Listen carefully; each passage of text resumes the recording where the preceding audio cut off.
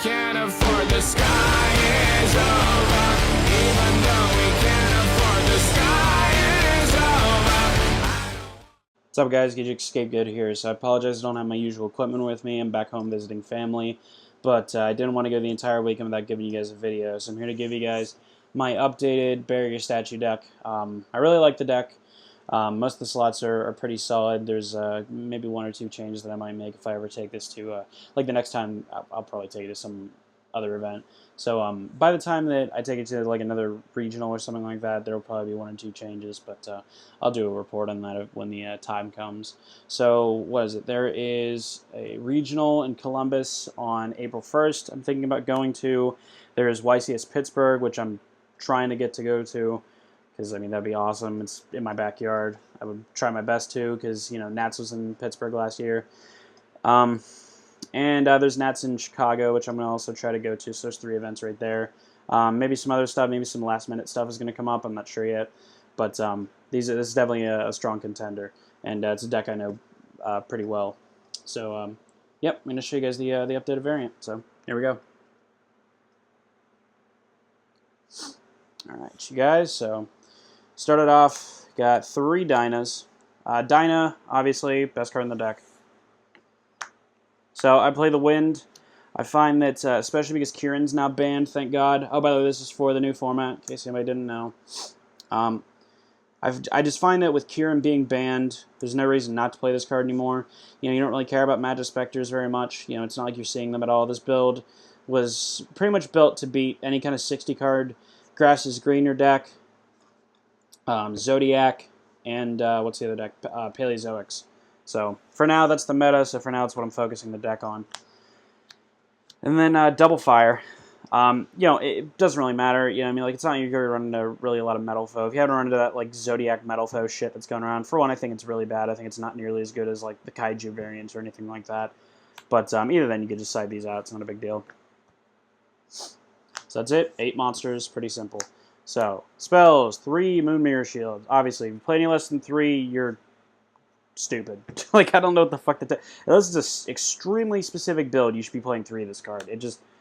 There's 2 ways that just about any monster in Yu-Gi-Oh! Can be destroyed. It's by battle or card effect. This handles one of them. So if you have like a Dyna, a Moon Mirror, and a Bribe, you should win the game. So, draw engine, of course you got the 3 dualities. 3 Demise, which, oh god, I'm gonna get more eye rolls. I'm just gonna say that I'm not saying the card is bad, I'm just saying it's not the best card in the deck like everyone claims it to be. The people that say that the card is needed and it's the best card in the deck and that the deck will be dead without it are the same dolts that play Necro Valley in the deck. If you guys noticed, if you guys are maybe new to my channel watching, and this is the first video you've seen from me, I don't play Necro Valley in the deck. I think that card is awful in the deck. It has no place in it. Well, they can't touch their graveyard. Yeah, and who gives a shit? For one, it'll, with the new errata, it'll get... it screws up Moon Mirror Shield plays. But secondly, you know, you're locking down their graveyard. It doesn't matter. You're already locking down their special summoning, and if the meta can't special summon, they can't win the game. And then I don't play Orichalcos because yes, well, Orichalcos is decent. I'm not going to put it past decent. I think it's decent. It contributes to, like, it's good when you have a statue and a bunch of back row, but when you have a statue and a bunch of back row, your hands are already good. So it makes, as Jeff Jones says, it makes good hands better and bad hands worse, and that is just not a good way to play Yu-Gi-Oh! So Demise, it's good in some cases. In other cases, it's just not needed. So I wouldn't say it's vital. I could say I definitely say you can play the deck without it. And then the Upstart, because it's Upstart. Hey, just why not? So then we got 3 Lance. I wasn't too happy about this initially. Because when I wasn't playing this for a while, my reason for not playing it is that I found that, you know, putting all my monsters down by 800 puts it down to 200, 400 attack, makes it unaffected by cards like Moon Mirror or like Mage Power, which Mage Power I'm not playing in this variant. I'm playing 0 Mage Power right now, just because I find that attack power is not really. It's just not. The card you want to prepare for is Trident. You know what I mean? Like, if you summon a Fossil Dyna versus your opponent, they have Viper and the 1600 guy that can beat over. And even then, like, a Sandstorm will stop that. You know what I mean? Like, a fucking Phantom Knight Sword will stop that. You know what I mean? So, it's just... attack power is not the issue. The issue is dealing with Trident, and the issue is just having at least one card to protect your statue at all times. So, with Lance... I find that, like, let's say you go, like, just attack power is not the big thing right now, so I find that Lance was okay to be put back into the main deck. Yeah.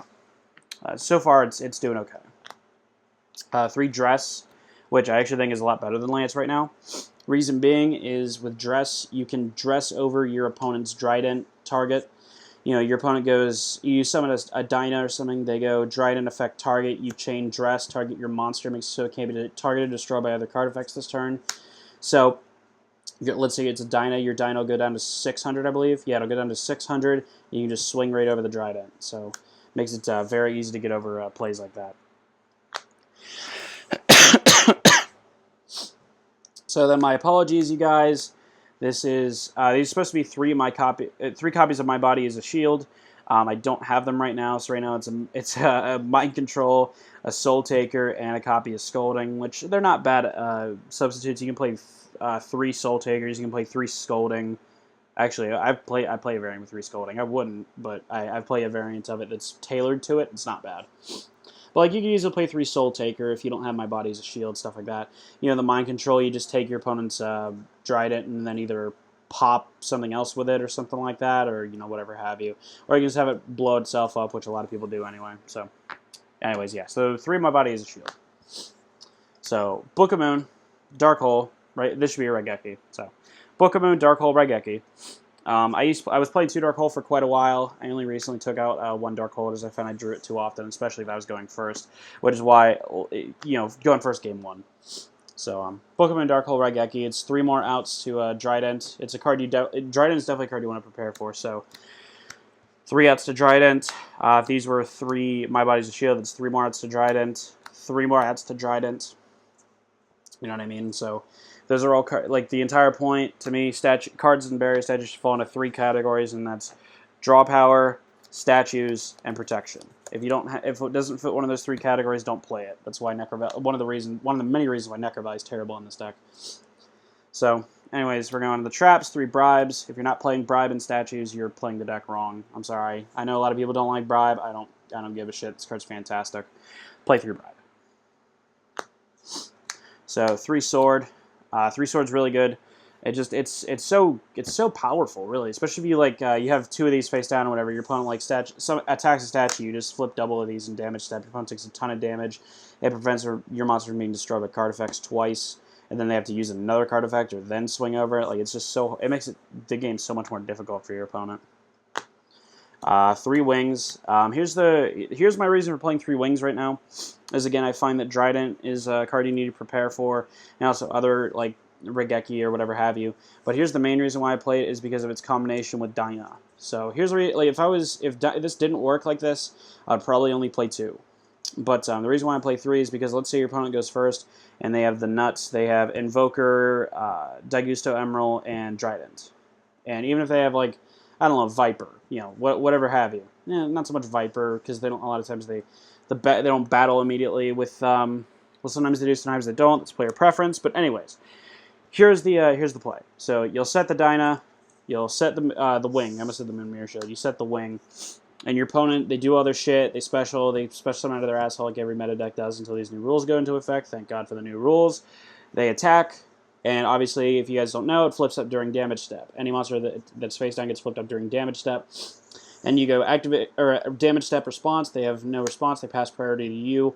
You Phantom Knight Wing target the Dyna. It gains 500 attack, and now that it can't be destroyed once. You know, it can't be destroyed once this turn by battle or card effect. So the Wing kicks in, it prevents from being destroyed, and then Dyna activates. This is during damage step, so Trident cannot activate in damage step, so you use Dyna and then just nuke their field. And then now you got to face up Dyna, and basically, like, your opponent's just kind of screwed at that point. So it's a fantastic combo. It's won me plenty of games. So as much as some people don't like Wings, a lot of people don't even play it. I understand why you wouldn't play it. I contemplated cutting it plenty of times, but it does have fantastic synergy with Dyna.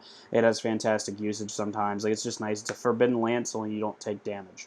Or only you don't lose attack, rather. So, 3-wing.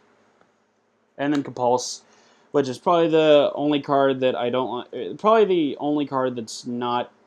Like, It's right next to Demise for the most unnecessary card in the deck, really. It's not bad. It's not bad, though. So I might take it out, but I'm not sure what I'm going to take it out for yet. But right now I like it. Just kind of, compulse and then try to push for game or something. So side deck, 3 Dark Statue. This is preference, really. The only statue I wouldn't play the Earth Statue, and I wouldn't play the Water Statue. I wouldn't play the Water Statue because Gamasiel's fucking everywhere. Bahamut Triatoad's everywhere, especially Triatoad because the Paleozoic deck. So I wouldn't play the Water one, and then I wouldn't play the Earth one because Zodiac is everywhere, obviously. So I played the Dark one. A lot of people aren't playing Dark Kaiju right now. They play Thunder King and Jizukiru, which are both light attributes, and then they play Gamasiel, which is water. So a lot of people don't play one of each, and even if they do play one of each, they still can't Kaiju Slumber over this because it requires them special summoning a monster that is not a dark attribute, and unless they have the one of dark kaiju that they just happen to top deck with the play to go off. I mean, if you got it, you got it. So I like the Statue of the Abyss.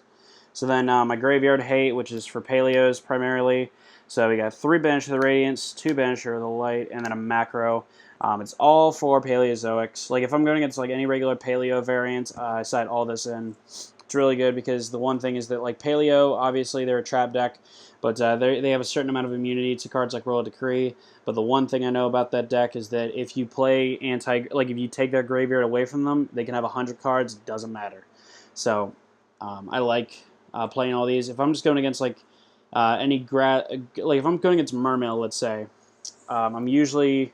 No, I think it depends on the variant. If I'm playing against a variant that's trying to special spam out what is it, Triatoad, I'm siding all this in. If they're playing a regular variant, they can go rank 7 and shit, and they, I'm just going to play these usually, and I'm not going to put the lights in, I'll just put these 4 in. But primarily, it's a nice Graveyard Hate package in the side deck, which is fantastic against, Paleozoics. So, then double MST, because it's good, just prevent getting blown out by skill drain.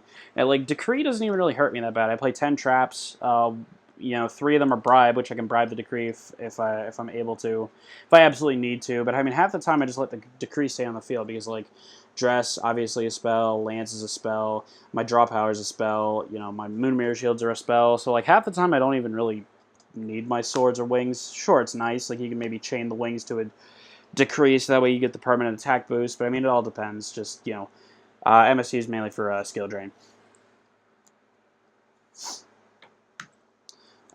The second Dark Hole is really good. In case you guys were not paying attention, I said the Dark... I'm just kidding. The Dark Hole and Dark Hole, it's Dark Hole or Regeki in my main deck. I almost got a Regeki today, my trades suck. So, anyways, yeah. So the second Dark Hole in my side deck is only when I go second. If I go first, game 2 or whatever, I usually side out Dark Hole and Regeki, and I try to side in, other cards that aren't so much break first turn field oriented. I'll take out the Dark Hole and the Regeki, and then something else. Sometimes usually the Compulse, and I'll put in 3 Sandstorms. So the Sandstorm, it's just good for whenever I'm going first. You know what I mean? If I'm going second, I take this out usually, and I put in the first turn board hate, the Dark Hole, the Regeki, Book of Moon, Compulse, whatever the case calls for. So, triple Sandstorm. Storming's garbage. Don't play Storming. And I don't like playing Blazing because sometimes you don't open a statue. You usually do everything in your power to make sure you get a balanced opening. But sometimes you don't open a statue, and if you don't open a statue, your opponent's going to poke you for a lot of damage. So that makes Blazing less likely, And then Ab-Zero, because it's Ab-Zero. But yeah, that's about it. I'm pretty happy with the deck. Like I said, most of the slots are pretty solid. I think that's the build I'm really going to go with for the most part. I'm going to be trying to update my Wicked Witch Stun deck. I've said it a million times. I'm going to try and get a profile out for you guys. I want to put out some more Blackboard episodes. Just nothing's really no ideas have come to mind that I really enjoyed. So for now, we're going to see what happens. I'm definitely looking forward to going to some more events and bringing some tops home finally after being on the bubble for way too long. So that's about it. Hope you guys enjoyed it. Catch you next time. Peace.